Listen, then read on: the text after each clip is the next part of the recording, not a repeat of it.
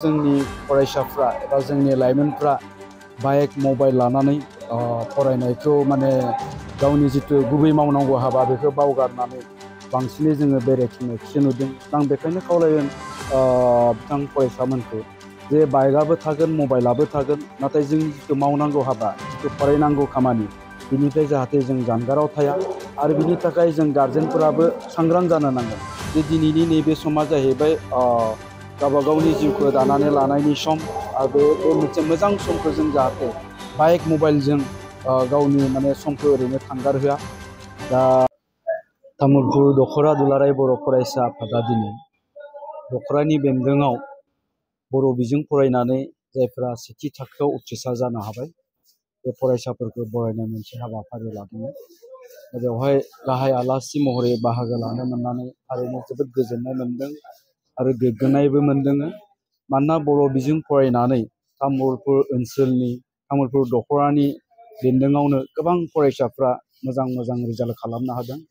बे जोंनि थाखाय जोबोद गोजोनथावना बाथ्रा। दा बेखायनो आङो नैबे मोनसे खोथाखौबो बुंगोन, जायफ्रा दिनैबो मिडियामखौ लानानै रोंनाय रोङैनि बाथ्रा सावरायो, जायफ्रा दिनैबो सानो जे बर' बिजों फरायोब्ला गथ'आ मोजां मार्क मोननो हाया एबा गोरों जानो हाया, दा बिथांमोनखौ आङो बुंगोन दिनैनि दिनावहाय मिडियामा जेबो फारागथि लाबोआ गथ'नि रोंनाय रोङिखौ। बिनि एग्जाम्पोलखौ दिनै तामुलपुर दख'रानि नैबे बेन्दोङाव फैनानै आङो नुनो मोनदों। दा बेखायनो साफ्रोमबो बिगोमा बिथांमोनखौ गावबा गावनि गथ'खौ मोजां खालामनांगौनि थाखाय बिजोंखौ दोनथ'नानै गावबा गावनि गथ'खौ माबोरै जोथोन लायोब्ला माबोरै फोरोङोब्ला क्वालिटि इडुकेसनखौ होनो हागोन बिनि फारसे नोजोर होनो थाखाय आं खावलायगोन। बेफोरनि बिथिङावथ' बयबो गोबां बाथ्रा बुंबाय थायो। दिनैनि माने समानो बेनो जाहैबाय, खिन्थु समजों जायफ्रा गोरोबनानै एडजास्ट जानानै आवगायलांनो हाबाय थागोन बिसोरखौ रावखौबो हमथानो हाया। खिन्थु आं नैबे मोनसे खोथाखौनो बुंगोन, दिनैनि दिनाव खिन्थु जोंनि फरायसाफ्रा एबा जोंनि लाइमोनफ्रा बाइक मबाइल लानानै फरायनायखौ माने गावनि जितु गुबै मावनांगौ हाबा बेखौ बावगारनानै बांसिनै जोङो बेरायथिंनायखौसो नुदों। आं बेखायनो खावलायगोन बिथां फरायसामोनखौ जे बाइकआबो थागोन मबाइलाबो थागोन, नाथाय जोंनि जितु मावनांगौ हाबा जितु फरायनांगौ खामानि बिनिफ्राय जाहाथे जों जानगाराव थाया आरो बिनि थाखाय जों गार्जेनफोराबो सांग्रां जानो नांगोन जे गावनि फरायसानि सायाव गावनि गथ'नि सायाव जोंनि बिमा बिफाफ्रा मोनसे गियाना थानो नांगोन जे गावनि गथ'आ माबायदि मा जानो थांबाय दङ, बाइक होयोब्ला मोजां जागोन मबाइल होयोब्ला गाज्रि जागोन, बे बिथिंखौ नोजोर होनानै बाइक मबाइलफोरखौ गथ'फोरनो होनो थाखाय आङो खावलायगोन।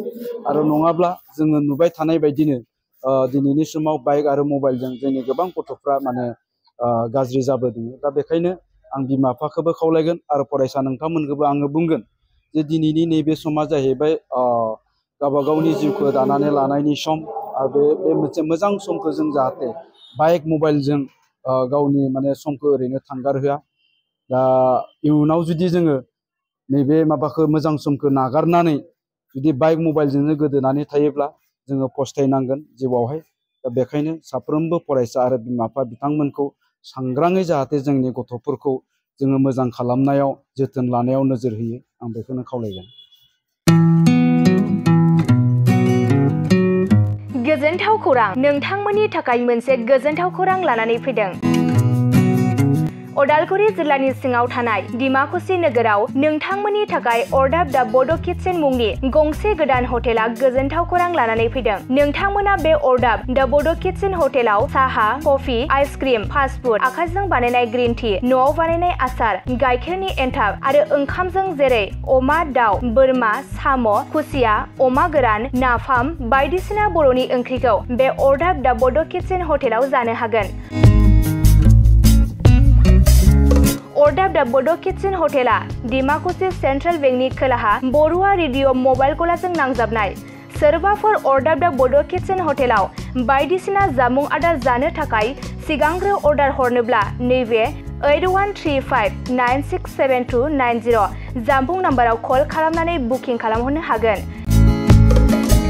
गोजोनथाव खौरां! अरदाब दा बड' किटचेन हटेलाव गोबां न'आव बानायनाय मोजां जाग्रा आदारखौ मोननो हागोन।